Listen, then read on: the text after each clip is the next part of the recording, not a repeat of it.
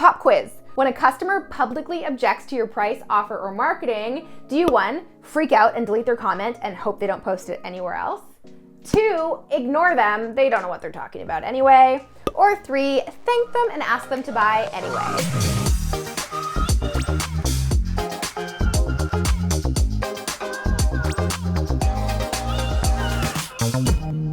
Hey guys, Alex here, and this week we're going to talk about the 5 most common customer objections and how you can overcome them in your sales copy.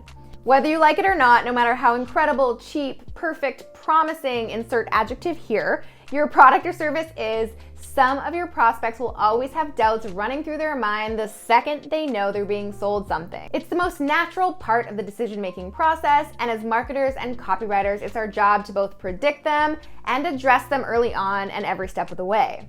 Far too often, I see sales pages that are too afraid to tackle customer objections head on, as if by mentioning them, they're going to create an objection in a would-be customer's mind and stop them from buying altogether. But I hate to break it to you, those objections are there whether you call them out or not. In fact, one of my good friends and marketing genius, Roland Frazier, famously said at one of my Flight Club Mastermind events that people will only read past the headline of a sales page to figure out a reason to not buy from you.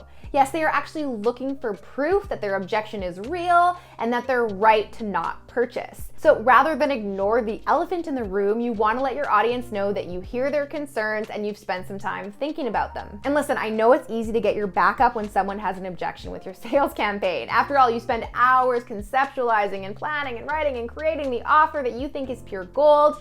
And if someone doesn't like it, to hell with them. But instead of seeing that resistance as a negative thing, consider the fact that the ones who express an objection are the ones who are actually interested. Plenty of people will see your campaign or your sales page and just X on out of there before they finish the headline. The chances of you converting them into a customer are considerably lower than those who take the time to actually respond to you. You already have their attention, their interest, their desire, and any objection is just a little blip in their brain that's stopping them from taking that final step.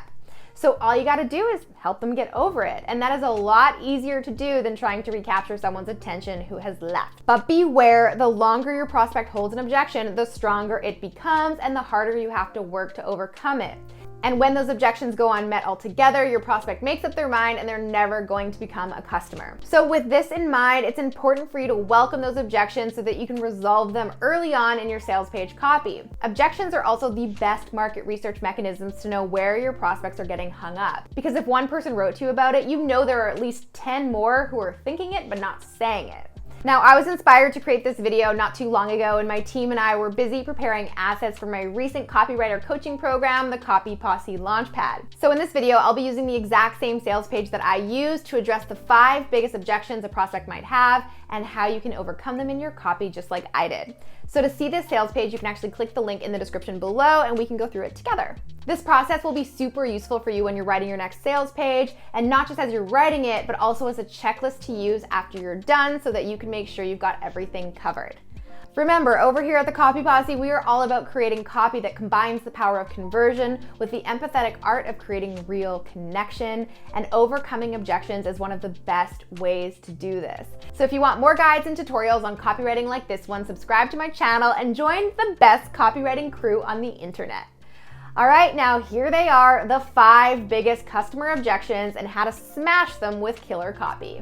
Objection number 1, I don't need this.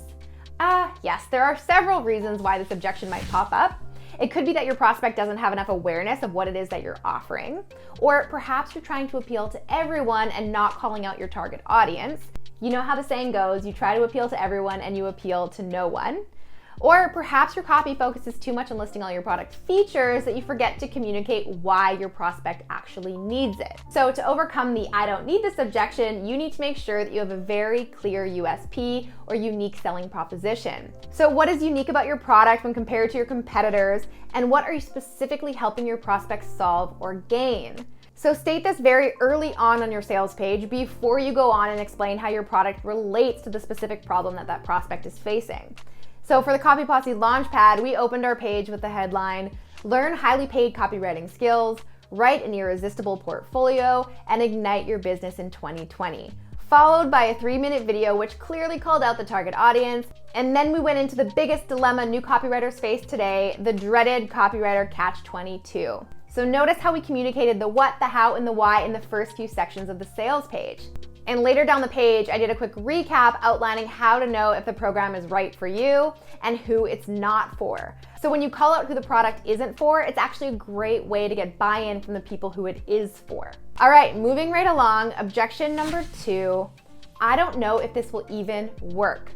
So if your solution seems way too far-fetched or too good to be true, it's likely that your prospect will think it is too. However, on the flip side of that, if it seems too complicated or hard to achieve, they're gonna back off because they're gonna think it takes too much time and effort. You're supposed to make their lives easier, not harder. Deep down inside, they want evidence and assurance that your product really does what you say it does, so to bust this objection, you need to give them social proof. You don't want to give them a reason to leave your page and then go do the research somewhere else, so give them as much proof as possible. This is where you could use facts, case studies, testimonials, and any explanation that clearly states what makes your product credible. So on my sales page, you'll see that I use testimonials from my past partners and clients, as well as a clear module breakdown of the program, so you know exactly what you're getting. All right, moving on to objection number 3. I'm not sure if I should buy from you. So customers with this objection are likely really aware of what they need help with. They're just now weighing options. So if your prospect hasn't heard of you before, or they're not familiar with your work, they're now wondering why you're the right person, brand, or service to help them. So to overcome this objection, it's absolutely crucial for you to include some credibility factors on your sales page.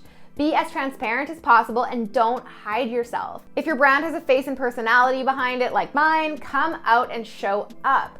People are more inclined to believe your product or service if they have a reason to relate to the person or team behind the brand, and they'll feel more comfortable supporting you. So to do this, include your bio, tell a story behind why you made this product and how it's so important to you, and be sure to include a picture because yes, seeing a face helps people trust you more. And yes, speak of your accomplishments so they can rely and trust your expertise. So on the Copy Posse Launchpad sales page, I shared my story of why I created the program, along with some love notes from my global community and information about my private mastermind to showcase credibility. All right, moving on to objection number 4, and I bet you've been waiting for this one. It's too expensive. Or, if you can believe it or not, it's too cheap. We actually use the price of a product to determine its quality and value. If it's too pricey, we might think it's too advanced or too sophisticated. And if it looks too cheap, we might not even buy it anyway because it's not worth it.